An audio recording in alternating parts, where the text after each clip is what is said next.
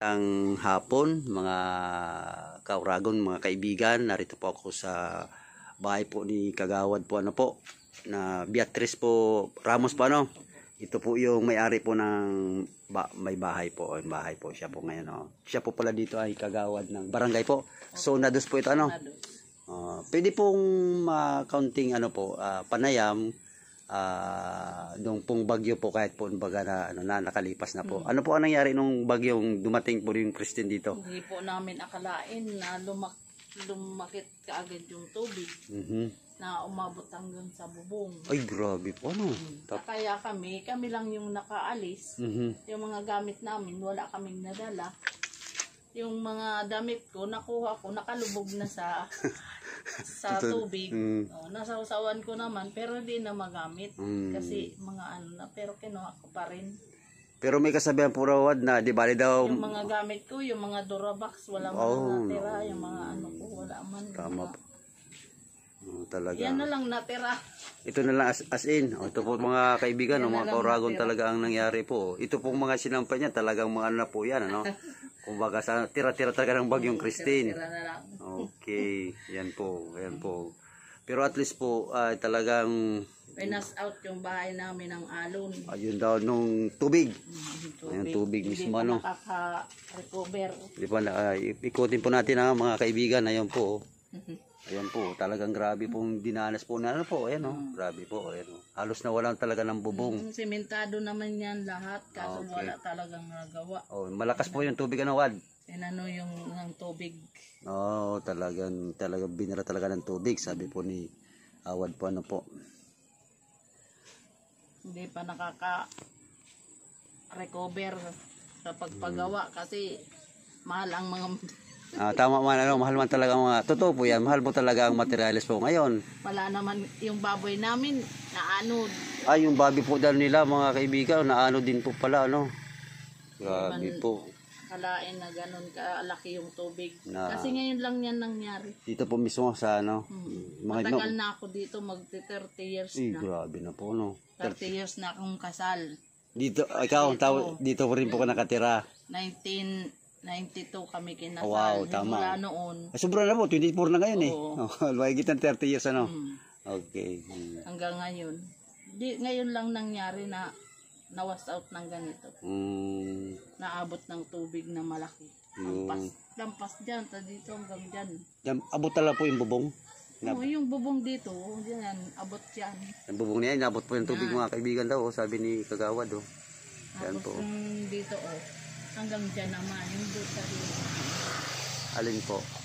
Yung dito, yung dyan sa may sige po, ikutin ko po po. Ayan po. Ito po. Ayan Ayan po mga kaibigan natambak po yung mga talaga grabe po ang inabot po talaga. Sira-sira po talaga hanggang ngayon po. Sabi ni Kagawad nakikitira muna siya dun sa kanyang kapatid dahil po sa grabe po talaga ang distroso na inabot po nung bagyong Christine po na talagang nasubra po. Ang sabi po niya ngayon na po nangyari na talagang ganito ang taas ng tubig umabot sa bubong. Ayan po.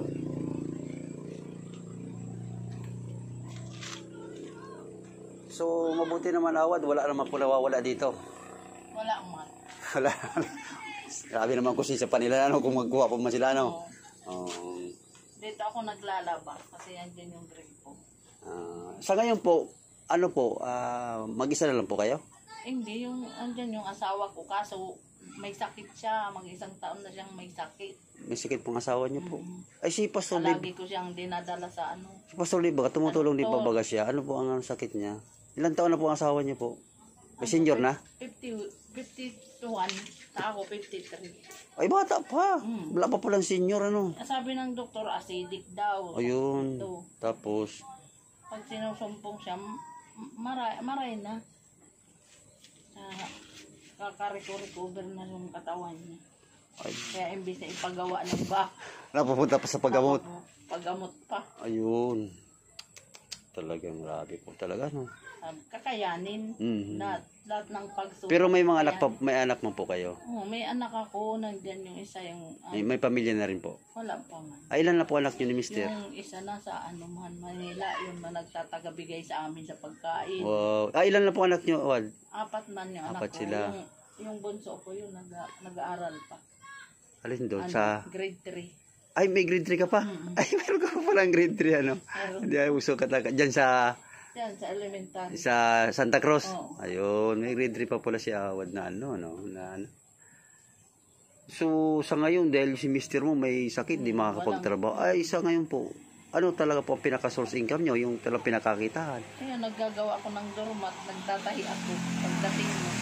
Ay, nagtatay ka lang. Ay, meron ka na palang skill, doormat. Ay, yung doormat, bibiling ako dyan. Minsan, 25 peso ang isa eh. Oo. Tama ba? Doon sa ano, kasi dyan sa Agos, marami din gumagawa dyan eh. Ayan pala pinakakita ngayon po, mga kaibigan, ano po. Ni Nanay, ni Kagawad po, ano, Beatrice. Bibigay man yung mga anak ko pagkain. Mm-mm. Pagkain. So, Tatahi-tahi ng mga doormat. saan po kayo kumukuha ng ano? Yung mga ano po ba yung ginagawa doormat? Sa ba yung mga sa ukay-ukay? Oo. Ah, parehas dun sa taas eh. Sa amin, dun sa, yung tinhanap buhay dun eh. Oo. Zona 3, Agos. Bibili. Diyan, Yung- sa taas. Ah, yun. Jerry. Ganon. May isang bulto. Tapos, 600 yung isang bulto. mm, Marami naman na yung magagawa. ayun. Lalampas naman na yun ng 1.5 siguro. Mm. So mga kaibigan, mabait po si Awad na kausap po ano. Di man pinagbigyan po tayo na pig vlog o pinicturean po yung bahay po nila. Ayan po ano po, talagang kitang-kita naman po ang ebidensya oh. Talaga na ilang buwan na po ang nakaraan ng bagyo. Tama po ano? Oh, Di ba October po 'yon? October, November, December. Oh, ay 25 lang bago, di ba? Magsasantaon na. Ay, isang taon na nga eh.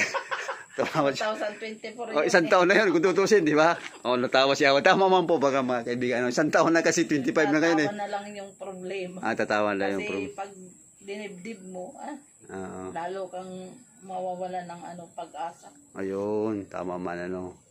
Kasi, tama man kasi kung dibdibin mo talaga, eh, lalo kang mawawalan ng pag-asa. Dahil siyempre, iisipin mo yung problema. Pero ang sa akin naman masabi, huwag tayong mawala ng pag-asa. Oh. Tiwala lang sa taasan na po. Tiwala lang. Yan, yun ang unang tutulong sa atin. Yung mga tao po, ginagamit lang po ng Diyos yan. Tama po? Instrument. Yan, tama po si Awad. Oh. Instrument lang talagang. So, ngayon, Wad, kasi sa totoo lang, ako, gusto rin magbigay, kahit konti lang, Wad, ano? Okay lang po sa iyo. Konti lang naman na ang kaya ko, kasi pobreng vlogger lang naman po kasi ako eh. O, laban akong pera, ano po. Very much. Opo, kasi meron na akong konti dito na kahit paano, makatulong nga, ika nga. Para. Okay na po ito, Wad, sa inyo, kahit 100 lang po. Sige na. Okay na po, ayan po. Okay Thank po. you. At asahan nyo po na hindi tayo maasa sa tao po ano. O nasa Diyos. Pwede. Sabi ikaw nga mismo nagsabi na instrumento lang ang tao Oo. para at least daluyan ang pagpapala ng Panginoon. Kaya believe din ako sa iyo dahil sabi mo nga kahit may dumating na ganung problema, Oo. harapin, tawanan lang. Harapin. Oo. Basta mo. Huwag tigtipin. Yan, gana no. Yung asawa ko siguro, sabi ng doktor, stress daw masyado. Ay pwede, ay grabe po ako stress. Matinding kalaban niya, walang gamot yan. Oo, sabi niya, Mhm. stress daw masyado, kaya ganyan. Mm. Sarili lang daw ang makakagaling. Yan, tama. Tama yung Kasi lahat finance. na pinagamutan ko, okay naman yung mga findings niya. Oh. Bata pa, 51. Matanda pa nga ako kung tutusin eh. Kay mister mo. Sabi nga, laban lang, tiwala lang kayo. Oo, sabi ko nga, Oo. dibdibin. Yan. Kasi makakaraos din ka ako tayo. Tama. Oh. Ay, salamat, ano. Praise the Lord. Ito po si Awad po, ano po. Beatrice, o Biti po, ano. Betty. Biti Ramos po, ano. Ito, may mga bakal na po siya rito. Nakaabang na po ito. Kailangan, siyempre kailangan pa ang simento dyan. Yung binigay yan sa farmers. Ay, ito po. Oo, binili ko na yan. Ah, ganito. Oh, mahal na po kasi ngayon ang isa niyan eh. Oo, mahal na. Grabe na ang isa niyan. Bigit na siguro depende pa sa Nakakuha laki. ng ayuda na 5K. Ayun. Ito na, Binili ko na pinasiguro mo na. para sa sa poste. Ito papalit dito ano. Papalit. Buhos na. Tulad dito. Para medyo malakas, matibay-tibay na ano. Tama man siya. Kasi tama yung pera po kasi pag hindi mo kasi binili, Yan. madali mega. Pero pag materialist hindi na siya no. Hindi na yan mawawala. Yan, tama ka. Okay man siya ano. Unti-unti lang. Kasi mahirap nga talaga magbigla ngayon ng pabahay kasi sa mahal ba naman ang presyo ng mga bilihin ano, mga materialist. Okay. Sige po, pwede po kayong manawagan just in case po. Kahit Na humihingi po ako ng kaunting tulong para naman makabuo ng kahit na poste lang lamang.